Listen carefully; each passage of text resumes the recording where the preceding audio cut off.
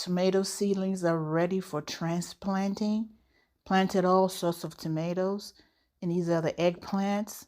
About 6 varieties of eggplants ready to go. And then there's peppers. The peppers are doing okay. Had to replant some because the temperature fell and killed some of the seedlings, even though I brought them indoors. And then look at my parsley. Oh my goodness. And some cilantro. And some dill. Got to thin those out. Who doesn't love dill? Dill is so delicious. And of course, some onions right here. And some basil, or basil, some say. And okra.